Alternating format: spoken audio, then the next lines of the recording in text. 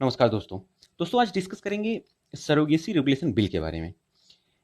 Surrogacy regulation bill के बारे में डिस्कस करने से पहले हम ये जान लेते हैं कि सरोगेसी होता क्या है। सरोगेसी का मीनिंग क्या है। सरोगेसी का मीनिंग रिलेटेड है दोस्तों, अगर मान लीजिए कि ये दो दंपति हैं, पति पत्नी हैं, और बिकॉज ऑफ एनी रीजन इनकी शादी के काफ़ी टाइम हो गए हैं और ये कंसीव नहीं कर पाए हैं, इनको चाइल्ड नहीं है, तो ये क्या करेंगे कि ये किसी तीसरी लेडी को से रिक्वेस्ट करेंगे, तीसरी लेडी से, और इनका इनका स्पर्म और इनके एग को फर्टाइल करा के जो बेबी फॉर्म होगा उसको इस लेडी के गर्भ में 9 मंथ के लिए छोड़ा जाएगा, और आफ्टर 9 मंथ ये लेडी इन दंपति को बच्चे को दे देगी, और उसका राइट इस लेडी का इस बच्चे से खत्म हो जाएगा। और कुछ इसके बदले में ये दंपति क्या करेंगे कि इस लेडीज को कुछ कंपनसेशन देंगे, कुछ एग्रीमेंट के थ्रू कुछ पैसे देंगे, कंपनसेशन दे देंगे, मुआवजा दे देंगे, कुछ भी। तो ये मदर कही जाती है सरोगेटेड मदर, और इस पूरे प्रोसेस को कहा जाता है सरोगेसी। ठीक है दोस्तों, तो ये सरोगेटेड मदर हुई और पूरा प्रोसेस कहा गया सरोगेसी।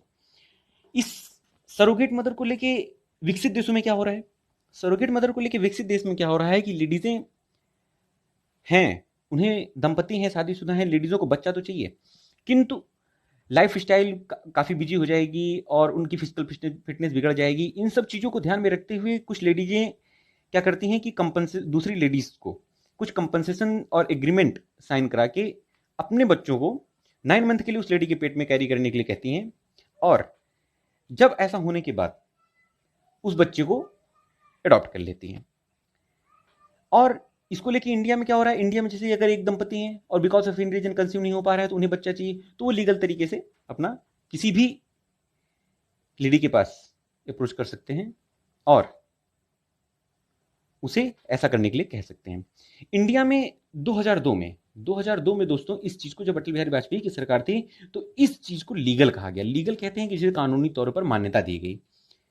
ठीक है, मान्यता दी गई, लेकिन इसको मान्यता देने के बाद इंडिया में इसका नुकसान बहुत ज़्यादा हुआ, फ़ायदा तो कम हुआ बट नुकसान बहुत ज़्यादा हुआ। और नुकसान किस टाइप का हुआ कि बाद में इंडिया में हम सब जानते हैं गरीबी तबका बहुत ज़्यादा है इंडिया में, बहुत बड़ा है। और अदर कंट्री के लोग इस चीज़ का ज़्यादा फ़ायदा उठाने लगे। वो क्या करते थे कि अदर कंट्री से आते थे और इंडिया में किसी भी गरीब लेडीज़ को से रिक्वेस्ट करते थे और उनको ऐसा करने के लिए कहते थे। वो कंसीव नहीं हो पा रहे हैं बिकॉज ऑफ एनी रीज़न, तो वो क्या करते थे कि उस लेडीज़ को हायर तो कर लेते थे और कंपनसेशन जो बहुत कम देते थे, तो उससे नुकसान बहुत ज़्यादा होने लगा। नुकसान ये होता था कि उस लेडीज़ की फिजिकल फिटनेस पे भी दिक्कत आती थी, और बार्गेनिंग बहुत ज़्यादा करते थे। वो कंसीव होने के बाद उस बेबी को अडॉप्ट करने से भी मना कर देते थे। लाइक 2 लाख 4 लाख दे के ये काम करा लेते थे, और 9 महीने तक वो लेडीज़ उस बच्चे को अपने पेट में कैरी करती थी और उसके बाद उस बच्चे को दे देते थे। बट अमेरिका जैसी डेवलप्ड कंट्री में, अमेरिका जैसी विकसित देश में क्या होता है कि इस प्रोसेस के लिए 60 टू 70 लाख रुपीज़ दिए जाते हैं इस प्रोसेस के लिए। तो भाई इतना डिफरेंस है। और छोटी छोटी जरूरतें, भारत में गरीबी बहुत ज्यादा होने के कारण छोटी छोटी जरूरतें पूरा करने के लिए, ऐसा करने के लिए बहुत कम मुआवजा पाकर भी लोग करने को मजबूर हैं। अब देखिए, इंडिया में ये डे बाई डे एक इंडिया में बिजनेस होने लगा भाई। सरोगेट मदर को एग्रीमेंट के हिसाब से कंपनसेशन नहीं मिलता था। ऐसे भी कई केस आए कि लेडीज वो बेबी तो कैरी कर रही है बट किसी रीजन से दंपति अलग हो गए और वो बेबी नहीं लेंगे। इस केस में उस बेबी का फ्यूचर क्या होगा ये सब डिसाइड नहीं हो पाता था। तो इसके लिए सुप्रीम कोर्ट ने एक रूल बनाया कि अगर वो कोई बेबी गर्ल है तो वो दादी के पास जाएगी और बेबी बॉय हो तो दादाजी के पास जाएगा। इंडिया में ये रूल ऑलरेडी चल रहा है कि अगर वो सिंगल फादर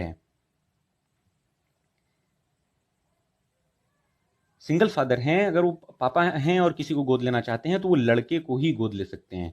बच्ची को गोद नहीं ले सकते हैं। बेबी बॉय को ही गोद लेना होगा, बेबी गर्ल को गोद नहीं ले सकते, बिकॉज ऑफ कई रैकेट्स ऐसे खुलासे हुए हैं, कई रैकेट्स के। तो उनको प्रिकॉशन के तौर पे लेते हुए सुप्रीम कोर्ट ने यह आदेश दिया था कि फादर हैं तो वो बेबी बॉय ही ले सकते हैं गोद, बेबी गर्ल को अडॉप्ट नहीं कर सकते हैं। और हमारा law of commission India, law of commission of India ने भी इसके कई रूल बनाए हैं। इसने ये सिफारिश की सुप्रीम कोर्ट से कि इसके लिए एक रूल बनाया जाए, और इसने ये भी सिफारिश की कि दूसरी तरह इसको पूरी तरीके से बैन कर दिया जाए। अब 2015 में क्या हुआ, 2015 में क्या हुआ कि इसका ज्यादातर लाभ विदेशी ही उठा रहे थे, तो इसका क्या हुआ कि इसको विदेशियों के लिए 2015 में पूरी तरीके से बैन कर दिया गया, पूरी तरीके से बैन कर दिया गया। 2016 में फिर से जो है कमेटी बनाई गई और सरोगेसी रेगुलेशन बिल को लाया गया, बट गवर्नमेंट चेंज होने की वजह से कुछ ऐसा हुआ कि इलेक्शन आ गए और वो उनको उसको स्टॉप कर दिया गया था। फिर से सरोगेसी रेगुलेशन बिल 2019 में बनाया गया। तो 2019 में जो सरोगेसी रेगुलेशन बिल बनाया गया उसमें क्या क्या कंडीशंस रखी गई भाई? इसे बनाया किसने? इसे बनाया, ये किसके अंडर में आता है? हेल्थ एंड फैमिली वेलफेयर मंत्रालय ने, हेल्थ एंड फैमिली वेलफेयर मंत्रालय में। ये ध्यान रखिएगा, सरोगेसी रेगुलेशन बिल किसने बनाया? Health and family welfare ministry ने, वेलफेयर मंत्रालय ने ये बनाया। और इसमें जो बनाया ये लोकसभा से तो पास हो गया है, बट राज्यसभा में अभी भी अटका हुआ है। तो इस बिल में है क्या क्या, ये जान लेते हैं। इस बिल में क्या है कि जो सरोगेटेड मदर हो उसका लाइफ इंश्योरेंस होना बहुत जरूरी है। उसका लाइफ इंश्योरेंस प्रेगनेंसी के दौरान भी, उस टाइम जिस टाइम वो बेबी कैरी करेगी उस टाइम भी, और डिलीवरी के काफी दिनों बाद तक भी उसका लाइफ इंश्योरेंस होना बहुत जरूरी है। दूसरा, बच्चे के जेंडर का पता लगाना कानूनन जुर्म होगा इसमें भी, और किसी भी लेन देन के बिना ये काम करना होगा। सरोगेटेड मदर बन सकती हैं, ये केवल भारतीयों के लिए होगा, और हर हाल में उसे बच्चे को अडॉप्ट करना होगा, चाहे वो शारीरिक विकलांग हो या किसी भी रीजन, कोई भी रीजन हो, आपको अडॉप्ट करना ही है उस बच्चे को, अगर आपने सरोगेटेड मदर को कैरी करने के लिए कहा है तो। और क्या है, सरोगेट माँ की, ये सरोगेटेड माँ कौन बन सकती है? जो आपकी नजदीकी रिश्तेदार हो। ये सब इंडिया में अलाउड है, इसलिए इसको जानना बहुत ज्यादा जरूरी है। बट बिल पेंडिंग पड़ा हुआ है सरोगेट रेगुलेशन का 2019 में जो बना है, वो बिल अभी भी राज्यसभा में पेंडिंग है। उसमें कुछ खामियां रह गई हैं, उनको सुधार के लिए मीटिंग बैठी हुई है कमेटी, वो जब डिसाइड कर देगी तो ये पास हो सकता है। तो ये क्या होना चाहिए, इसमें क्या है कि सरोगेटेड मदर आपकी कोई नजदीकी रिश्तेदार ही होनी चाहिए, और शादीशुदा हो, वो शादीशुदा होनी चाहिए, एक बेबी भी होना चाहिए उसका, और उसकी उम्र 25 से 35 साल के बीच में हो। ये वही दंपति ऐसा कर सकते हैं, मतलब वही दंपति सरोगेटेड मदर के बना सकते हैं, और या अपना बच्चा, इंडिया में ये अलाउड है, अपना बच्चा किसी और के गर्भ में डाल सकते हैं, किसी और लेडीज के जिसको सरोगेटेड मदर बनाना है, जो 5 साल से कंसीव ना कर पाए। उन्हें एक सर्टिफिकेट भी देना होगा कि वो 5 साल से कंसीव नहीं कर पा रहे हैं, बिकॉज ऑफ एनी रीजन, कुछ भी रीजन हो सकता है, बिकॉज ऑफ एनी रीजन वो कंसीव नहीं कर पा रहे हैं, उन्हीं के लिए ये चीज अलाउड है। तो ये था दोस्तों कुछ जानकारी हमारी सरोगेसी रेगुलेशन बिल के बारे में। तो ये था दोस्तों कुछ जानकारी सरोगेसी रेगुलेशन बिल के बारे में। आशा करता हूँ आपको इस वीडियो में कुछ जानने को मिला होगा, कुछ नया जानने को मिला होगा। और अगर वीडियो अच्छा लगा हो तो वीडियो को लाइक, शेयर और सब्सक्राइब करना ना भूलें, और साथ में चैनल को भी लाइक जरूर करें, सब्सक्राइब जरूर करें। मिलते हैं अगली वीडियो में, तब तक के लिए नमस्कार।